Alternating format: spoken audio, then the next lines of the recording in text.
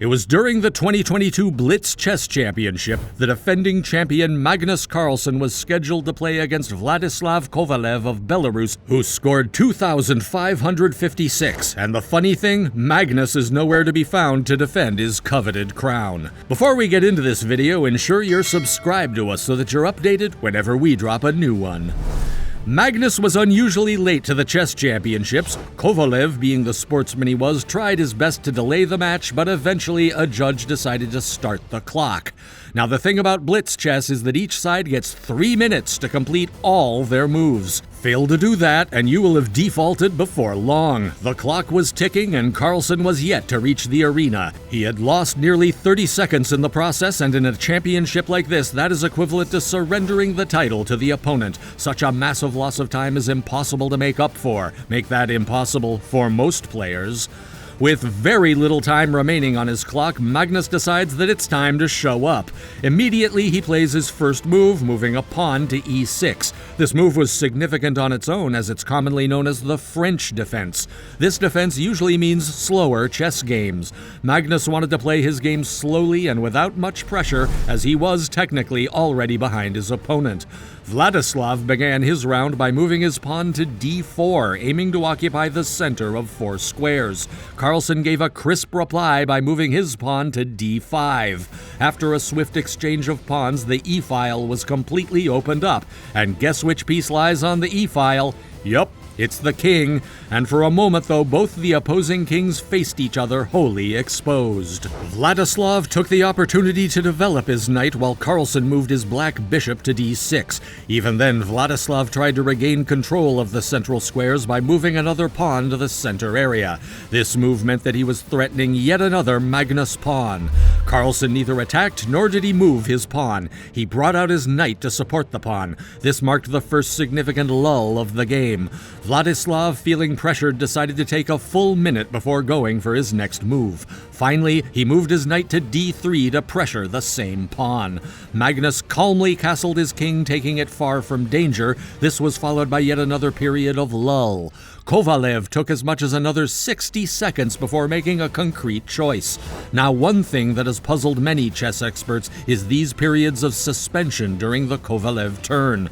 Was he so stunned by Magnus's strategy that he had to take such a long time before moving, or was this a way of showing sportsmanship on the part of the Belarusian? In any case, these huge time losses did balance the game temporarily.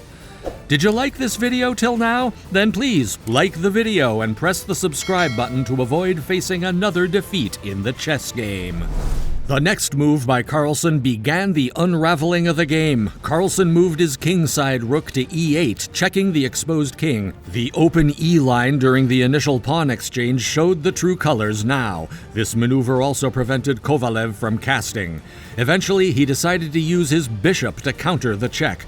Carlsen took the opportunity further to develop his knight to a strategically valuable d7 position. Vladislav, too, decided to complete his castling. Magnus had completed his turn and, instead of immediately stopping the clock, decided to straighten his pieces correctly. After the play resumed, Magnus decided to take the d5 square with his knight. The central position meant that Carlsen now had a lot of prospects for launching an attack deep into the opponent's territory. Vladislav decided to stop the try by attacking his bishop. His aim was to make Magnus retreat with his knight. If that were not feasible, then he would be looking for a fair exchange of pieces that would remove Magnus from his erstwhile dominant d5 position. Magnus refused to fall into the trap and supported his knight with a pawn. After that, the major powers were brought out into the open. Yes, you guessed it right, I'm talking about the queens. Both of the players decided to place their queen along the d-file facing each other. Carlsen was actually offering a pretty equal trade. A queen for a queen, where's the problem with that? Wait up, there's actually a big problem with the trade. The thing is, Carlsen is known to be the specialist when it comes to ending games. It means he sounds the knell of death. If bigger powers like the queen are removed from the equation, the advantage will lie in favor of the Norwegian. Thus, this trade was, you got it right, a trap to lure his enemy and force a simpler game that would be controlled by Carlsen. Vladislav understood the intention behind the trade and decided not to accept it. He decided to attack the knight of Magnus at d5 with his bishop. Magnus fought back with a charge by his own bishop. The bloodbath didn't stop as Vladislav tried to simplify the play by removing some more pieces from the board. A renewed attack by his bishop saw Magnus balancing the power equation with his pawn. However, eventually Vladislav decided to accept the queen trade. Clearly the game was now being played at much simpler levels. The actions of Vladislav during this quarter were questionable, as his acceptance of the queen trade is regarded as a strategic mistake. Not only did he lose his strongest piece, but his positioning of the remaining powers also could have been better planned as compared to Carlsen. Another issue was with the time limit. The Belarusian was running out of time, like seriously out of time. He had around 11 seconds remaining when he accepted the queen trade, thus it's a chance that the move was compelled due to the time crunch. A move anywhere else would have opened another front with Carlsen, which would have been undesirable. After the queens were taken out, Carlsen renewed his attack by using his kingside pawn to attack his opponent's knight. Yet again, the open line would come into play. As Vladislav was forced to retreat with his knight, he revealed an attack on his e-line rook.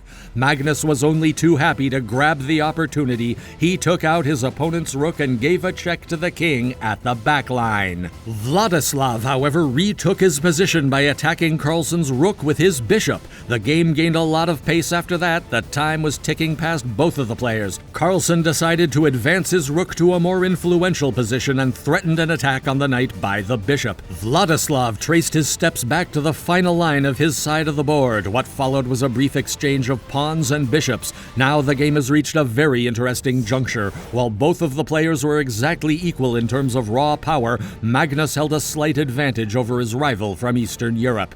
The reason? Magnus had developed his pieces better than his opponent and was in a much better position to launch attacks. It was clear by now that the game would be decided by the finer details. Both players started bringing their kings to the center of the board, hoping for a better hold on the gameplay. In the end, it was Carlsen who had successfully managed to bring his king to the important d5 square. With the king, he deliberately sidelined his opponent's rook and prevented it from playing an important part in the proceedings. The play helped Magnus gain leverage in the endgame and translated the advantage by winning a pawn. What followed after that was a series of attacks on the opponent's king by the Norwegian. Moments later, both the players shook hands as Kovalev retired from the game. Yes, and that is how you win a game against a chess master in 30 seconds. Critics might comment that if Vladislav had not wasted his time either deliberately or because he was mentally overwhelmed, things might have run a different course. But at the end of the day, a win is a win. If you liked this video, then remember to hit the like button and press the bell button after subscribing to us to keep getting updates on our new videos.